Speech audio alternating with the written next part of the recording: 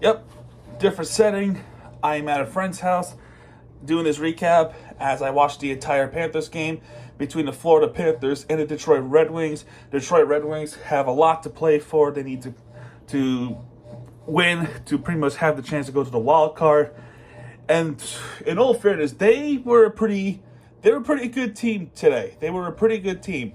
This game started at 12:30 p.m., which is a afternoon game on NHL Network, which I was able to watch on television anyway.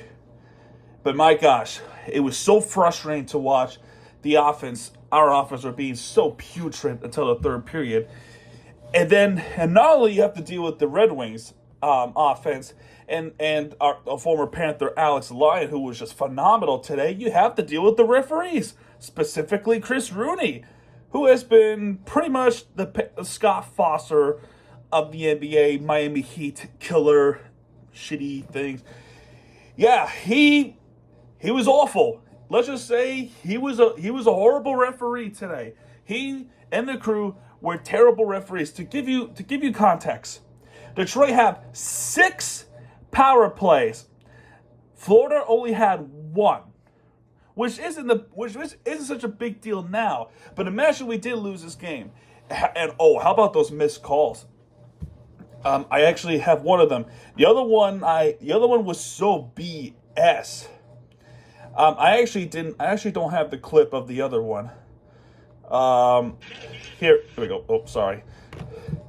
Here's the missed call here. So basically what happened was Perrin interferes with Mikola, and then you saw that fight between Bennett against Perrin. But look at this. Hold up.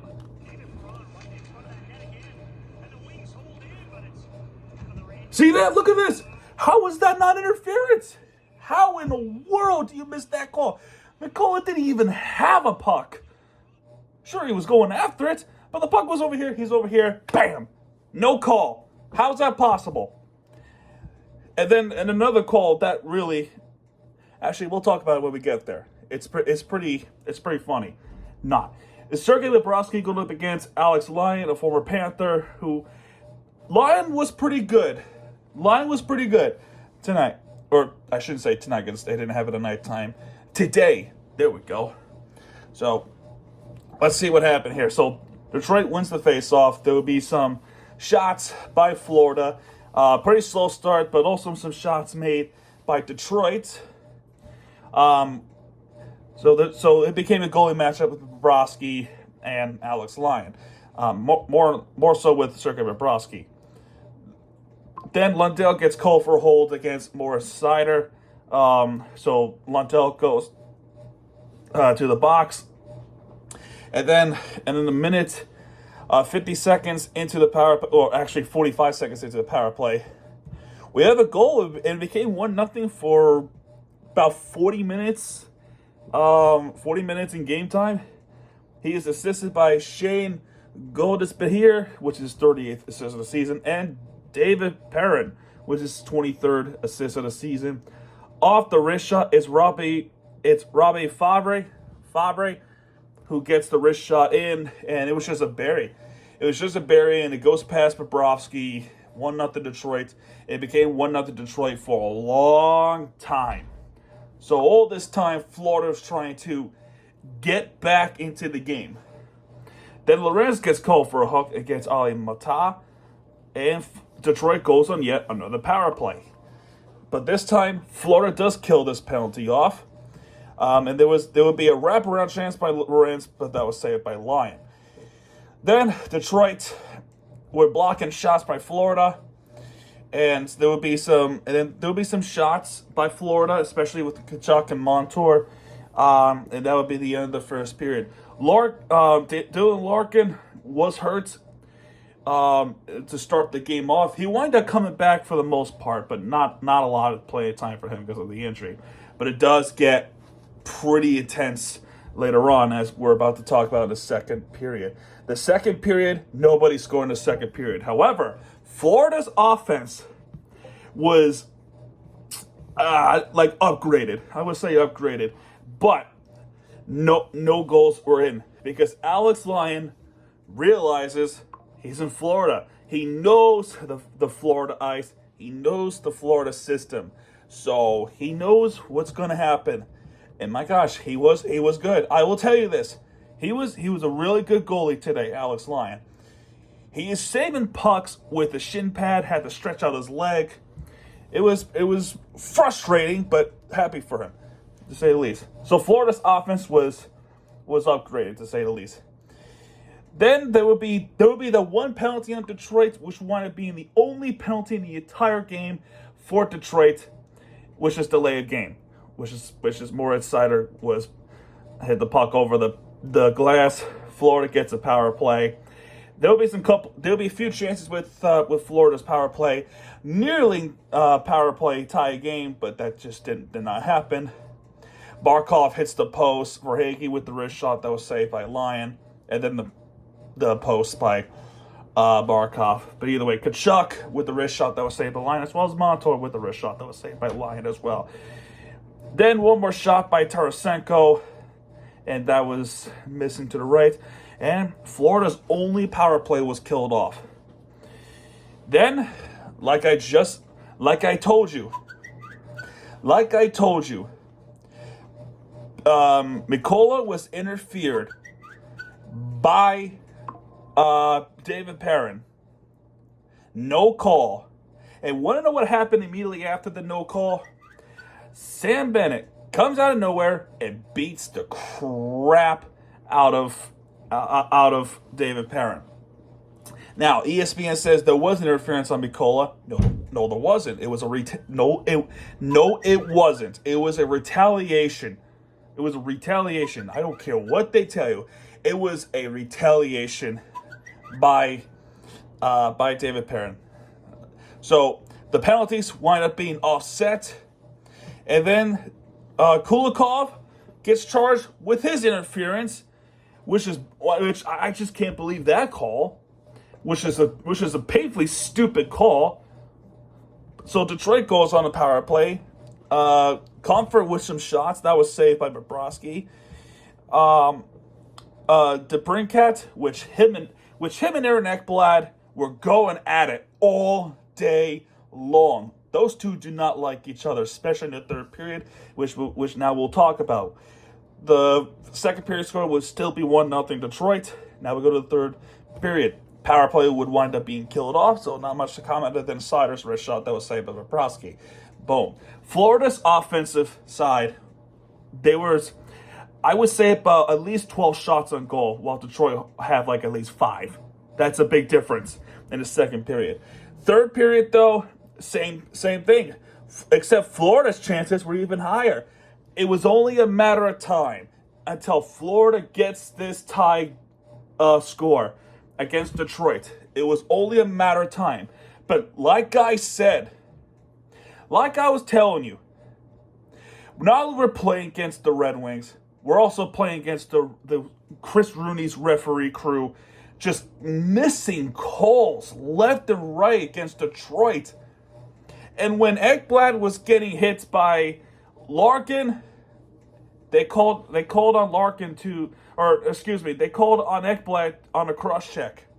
So Detroit gets a power play, did not do anything. So for once, great penalty kill by Florida. Then there was a hit, and then as soon as the power play ends it, there would be a Mikkola pass, and Ekblad rushes out of the box. He has a puck with that speed, passes it to the right to Barkov, and Barkov buries it. That's his 20th goal of the season. Tie game. The crowd erupts. I erupted. And Ekblad with that kind of effort, all that crap that we've been given to Aaron Ekblad is showing that he is capable. He's listening, and it sparks some offense, especially when he has beef with DeBrincat, Larkin, Perrin. He was having beef with everybody in that ice, so he's fired up, ready to play, and that happened. Mikkola has 12 assists of the season, and Aaron Ekblad has 14 assists of the season. Barkov ties it up with 20 goals of the season. It's a tie game. Then a fight broke loose. A fight broke loose with Aaron Ekblad and DeBrincat, like I was mentioning it earlier, but this time it really went out of wire. There was another fight that happened, but they only called on Ekblad and Alex DeBrincat, so it became a 4-on-4, and we have a 4-on-4 goal. This is assisted by Ekman Larsson. This is 21st assist of the season, and Reinhardt. Those duo has been the best duo of the year. Sam Reinhart with his 35th assist of the season. Off the tip-in, Barkov with his 21st goal of the season and his second of the game. It's a go-ahead tip-in goal for Florida, and Florida takes the lead. However, it did not last long because 20 seconds later, Brandon Montour gets called for a phantom tripping call against Jeff Petrie, which I did not know. A hip check while having a puck is illegal. I did not know that. Did you read it in the rule books? Was it in the rule books? No, it's not. Because the rule book said illegal hits, as long as you have the puck possession, you can hip check. As long as it's not up high, up to the head area, neck area. It's the hip area, basically right here. You can easily recover from it. But he did that, and he's called a trip. I understand that he was ducking, right? He's doing a little hip check while he was, seemingly dunking. I understand that, but every freaking player does the same thing, and they don't get called for crap. But Montour, when the game is this tight, you then make the call against Montour, and surprise, surprise, Larkin scores, and it's a tie game again. Just absolute brutal phantom call by Chris Rooney and the referee crew. That's the one that I didn't have. I wanted to show, but I just don't have that clip. You can look up for yourself. That is a horrible call. It became a 4-on-3, and they have a power play goal because of it.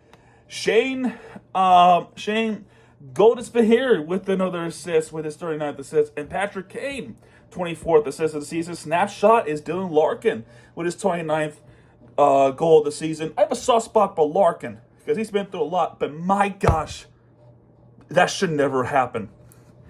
That really should have never happened. I understand Detroit has a lot to play for. I totally understand that. They're a few points behind out of the wild card spot. I think it's, with Tampa, Washington, Long Island? I forgot. But either way, it's a tie game. The score is 2-2. The rest of the period, it's been pretty sluggish. Kulikov's snapshot was saved by Lyon, and that's pretty much going to do it. We go to overtime. Overtime was quick. Larkin starts off with the face-off win in overtime. Lucas Raymond with the wrist shot that he misses high and wide to the right. Barkov gets called for a trip against Ben Sherratt, a former Panther. Now listen, that is a trip. That is a clear definition of a trip. I can accept that. And now I'm bracing myself with an L. Fortunately, Panthers' penalty kill was good at the right time. Although it did come with some trouble. However, there was a shorthanded chance with Gustav Forsling. Welcome back, Gustav Forsling, by the way. With the wrist shot, that was saved by Alex Lyon. That just could have been it right there. And then DeBrincat, almost ending the game down the power play. He hits the post. 20 seconds later, he tries the same thing. He misses high wide to the left. But that post might have saved their asses.